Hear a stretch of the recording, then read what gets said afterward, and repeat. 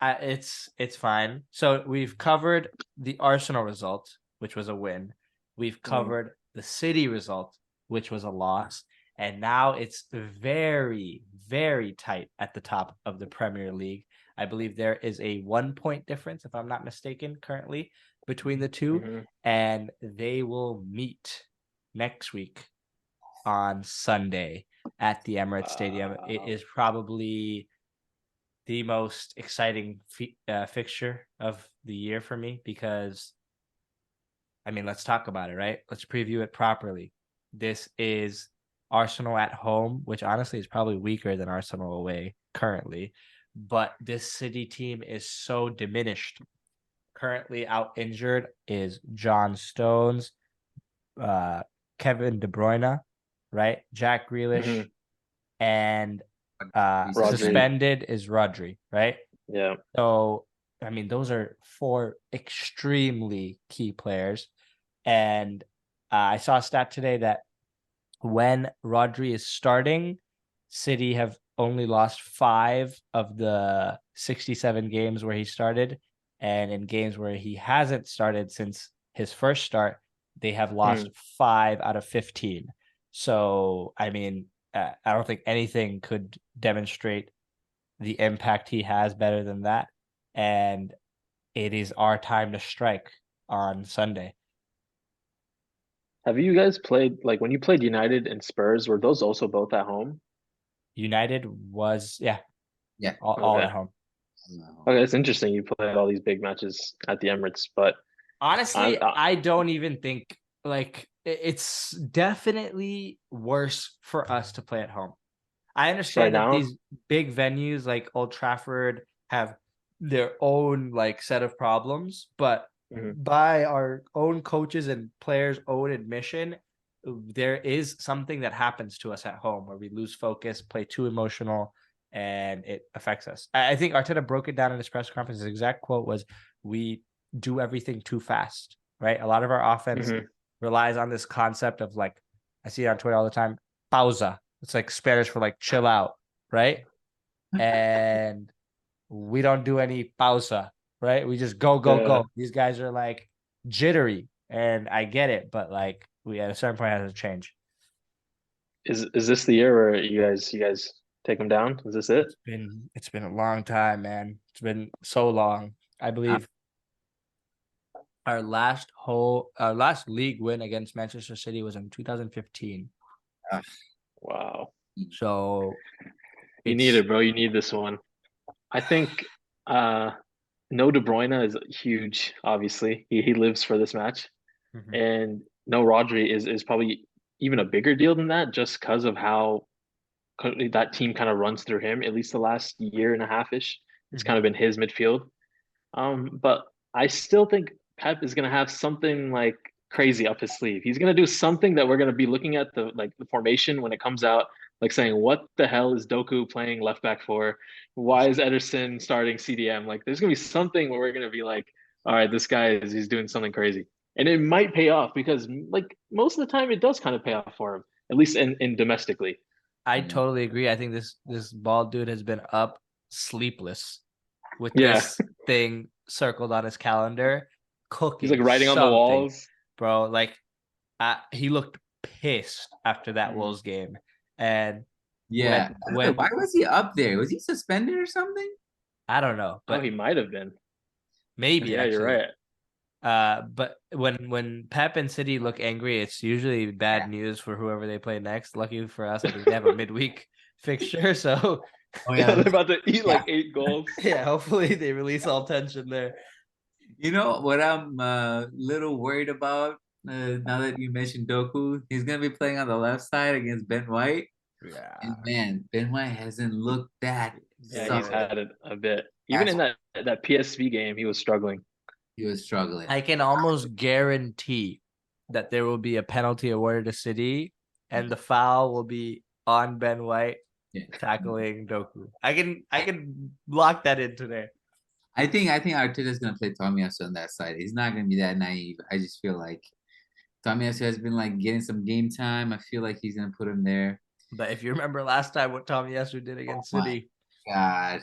Yeah, it's a mental block for him, honestly. He came out and admitted after that game when he gave the ball away to De Bruyne and De Bruyne scored that crazy, crazy goal. He said in the interview, like months later, he said, yeah, I'm having a hard time mentally because, and it started then, bro. Like, not to get like weirdly critical, but like, I think culture plays a role, right, in players. And in Japanese culture, like, making mistakes is like mistakes that grave is bad, bro. It's not good. Take it from me. Okay, bro. I trust you. This is gonna be like such like two just galaxy brains going against each other, like trying to like chess match it out there. And I mean, I hope it's fun for us, like as a neutral. Like, I don't Yeah. want to see a boring game, and it probably won't be. But Here, let's do something. Let's do something a little fun, right? yeah, Let's do a combined 11. Manchester okay. City, Arsenal.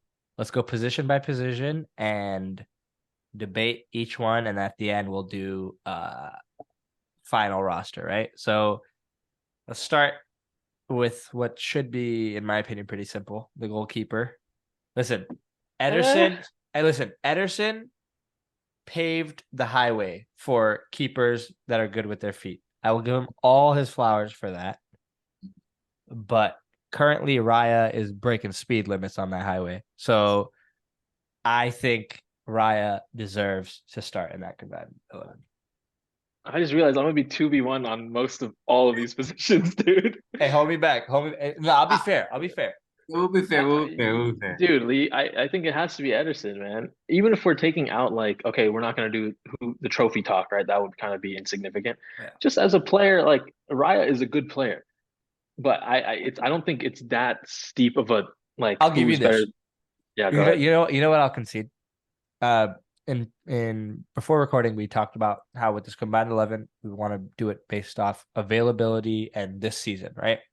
If Okay. we're doing it on this season, the reason I would take Raya over Ederson normally is because Ederson has tremendous goalkeeping deficiencies, not ball playing, but like goalkeeping. But this season, he's actually been very good. So just off this season alone, given how little Raya has played and how solid Ederson has been, I can concede Ederson actually. Yeah, I was going to Yeah, I say think that. they have like 5 goals conceded too. Yeah. Something crazy like that. Sorry, Nibs, I cut you off. No, I was going to say the same thing. I just feel like I haven't seen enough of Raya to just give him the edge over Ederson this in this fixture. And Yeah, like if we do this for like the next time you guys play, and then Maybe. obviously I could be like, well, we've And seen Raya hell, play like bro, 20 we don't games. even know if Raya is gonna start. yeah, Uh, So oh, we're it's still like, on that. I mean, like honestly, even our own keeper is under contention. That's gonna be the big switch, dude. Ramsdale's gonna play, and everyone's gonna go crazy. Could be. Who knows? But okay, we got Ederson and keeper. Mhm. Right back, I think the choice is clear based on Ben White's current form. Has to be Walker 100%. Okay. for me. Where I will Um, fight till I die is right center back. It has to be William Saliba. There is no debate. We're not yeah, fighting. 100%. My man is a Rolls Royce, brother. I got no arguments for you there. Who would City even put up at right center back? Would it be Diaz or Diaz Stones? plays Oh, right. we're saying Stones is Stones is out injured, right now. Yeah. right? And Diaz just scored an own goal, so going my guy Saliba at right center back. Yep. Left center back, I don't know. They have a lot of center backs that could slot in there. I know Nathan Ake plays left back for them, Mhm. but in my opinion, he's better than Akanji. He is shut down Saka twice last year. Mhm. He's the only center back I'd be comfortable starting over Gabriel. And I realize to not be biased, I kind of have to concede a center back. So I'll put Nathan Ake there. I'll Honestly, with you on, yeah, go ahead. put Diaz in there, even though, like, I feel like he's just a supreme leader in the back. He knows how to line up a defense, and he's just a strong tackler. I think even though Nekanake is also solid, I just feel like Diaz is No, just I'll do Diaz, but I thought we took him out because he's on the right usually. But honestly, if we're doing just defender for defender, it's Diaz. Yeah, Right I'll put Diaz then if we're doing it now. like that for sure. Okay, so Diaz and then left back. Um, City haven't really been like playing with one like yeah. like that. So by default, I think we win. But I like put Zinchenko in What's there. the argument? Guardiol? Is that what we're saying? If he counts? Him yeah, or Ake, basically. him or Ake, and then against I guess Zinchenko. I wish we had Timber to Mm, put in this debate because then it wouldn't be a debate. Um, but yeah, Zinchenko defensively has been kind of dumb this year, but that's just like a part of his game. But midfield, I think he's been just as good as ever. mhm. Um, and when you do a combined 11, usually it's like, oh, these teams play different, so you can't really Mhm. do a team. But with this team, you can because we Yeah, essentially play the same. And if you want an inverting fullback, you're taking Zinchenko. So I'm putting up Zinchenko. for sure. Yeah, I'll give that one you too. I'll give Zinch. CDM usually would be a no contest in favor of Rodri, even though we have probably the closest competitor to him. But since Rodri is suspended for this game, I believe it should be a unanimous Declan Rice starting at the sixth position. Yeah, Any if qualms? Rodri was healthy, I would say Rodri. I want to put that out there, but no, I definitely think Rice is he's right there. Yep. He's like if it's like a 1A 1B situation from looking at this season, then yeah, definitely Rice. No debate about that. Got it. And then let's go over to the left eight. We have in contention the likes of Kai Havertz, Fabio Vieira, Smith Rowe at times, and City have a bunch of different players that kind of float in and around there. They have played Kovacic there. They've played Bernardo Silva there. Hmm. I mean, you take your pick. Personally, I'm taking Bernardo Silva. He is a generational player. I would have loved to have had him on our team, but I don't know. For me, it's Silva. Yeah, right now I'd say Silva too for sure. Same. And I like Fabio Vieira and I like Smith Rowe too. And I think He's with just, consistency, dude. it could get there one day. I agree. Bernardo Silva is the best case scenario for Fabio Vieira. You know what I mean? Like, Definitely, yeah. so I got to go with him, give him his respect. At the right eight, I guess the more advanced player. City Mm, typically have De Bruyne in this position, but he is out injured. Um, City have had a couple different approaches to fixing the solution. I think the best so far has been Phil Foden. Mhm. Um, but in my opinion, there is a ravine in quality between him and Odegaard. Not to discredit Phil Foden, who I think is a great player, but just to give proper credit to Martin Odegaard. For me, he starts. Have you guys heard about like the recent ideas that he's not playmaking, he's just doing his own thing, not getting enough assists? Like I just I feel like that's a load of BS because there's so much like connecting that he does with like the midfielders and the attackers Mhm. that they almost like forget to look at the game and just look at the stats. It's kind of crazy that they even made that argument against him. I think No New Thing mm. calls this concept Odegaardism, and Oh, it's they no, genuinely, it's like a thing. I think. Listen, the point kind of has a little bit of merit to me because, in my opinion, the game against Spurs was just probably his worst game in like the last 2 years for us, and he was trying to force a lot of things. And I do agree with this point that he is becoming more of a score first player, um, a la like Lampard.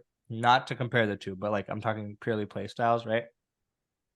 But Mm. I think that's out of necessity. I think at a certain point, him and Arteta had a talk that hey, these guys aren't scoring goals. I need you to score. But the reason Yeah. I'll give merit to that argument is I was watching back the Liverpool game, Liverpool Arsenal game last year, and that spot right outside the penalty box on the left side that we now associate with Martin Odegaard's shooting range, right? Exactly. He was in that exact position against Liverpool, and he played Martinelli in twice, right? And one of them resulted in a goal. I don't think he plays that ball this year, if I'm being honest, right? So the argument has merit, but I think he's a better player for this change for us right now. So yeah. Yeah, if we're doing, I'm guessing this is like a 4-3-3. Mm-hmm. For putting Odegaard there, I think where Foden struggles here is that he's kind of been pushed around a lot, playing like as a winger, as a Winger, central yeah. attacking midfielder, left wing, and he's struggling to like cement himself. But especially this season, he has not really impressed as much as I would have hoped because I am a big fan of his. Um, but yeah, so I would definitely put Odegaard there. Also, I guess kind of in this debate is Julian Alvarez, who like plays as that second striker type situation. But Yeah, he's looked great this season. I don't want to discredit him, but I think Odegaard's probably one of the best players in the Prem, if not the world, right now. So give credit where credit's due. Right mm. wing, I think it's a no contest. Okay. Bukayo Saka. I think And we haven't really contested much in this whole lineup. I think striker is a no contest at all. Eddie Nketiah. We got my guy Erling Haaland, right? Starting for sure.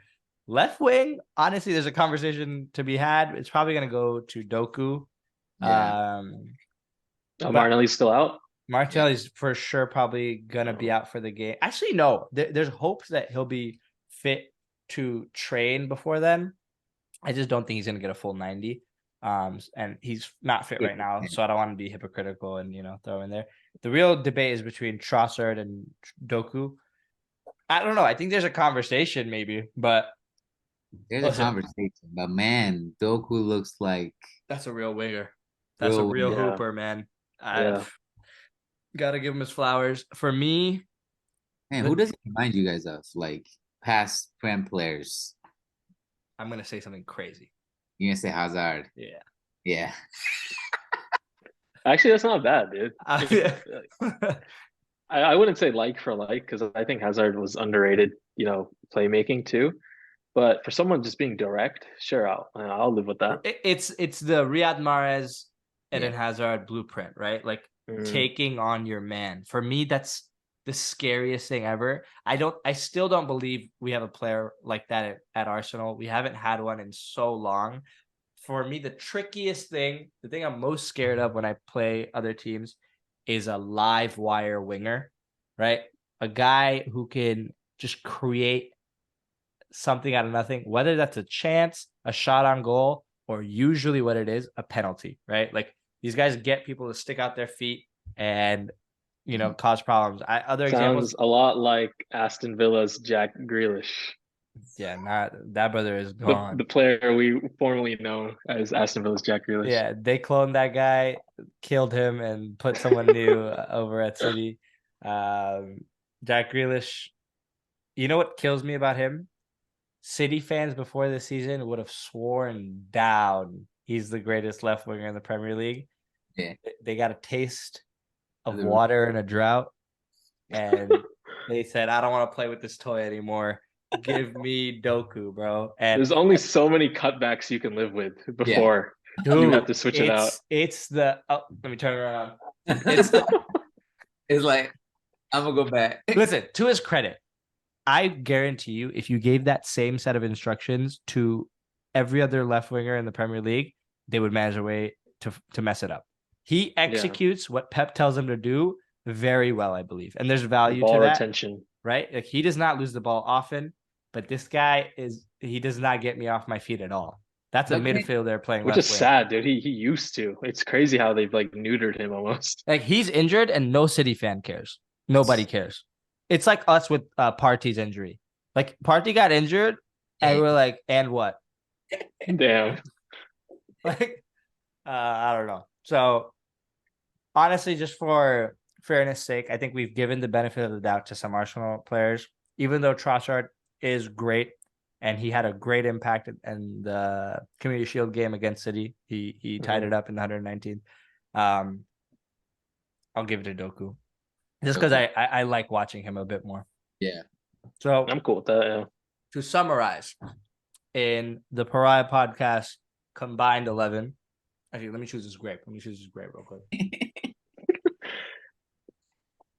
Ederson, the boys. So the Pariah podcast, combined 11 for City versus Arsenal this upcoming Sunday. We got Ederson in goal, Kyle Walker at right back, William Saliba and Ruben Diaz making up the center back partnership, Alex Zinchenko at left back, kind of our inverting midfielder.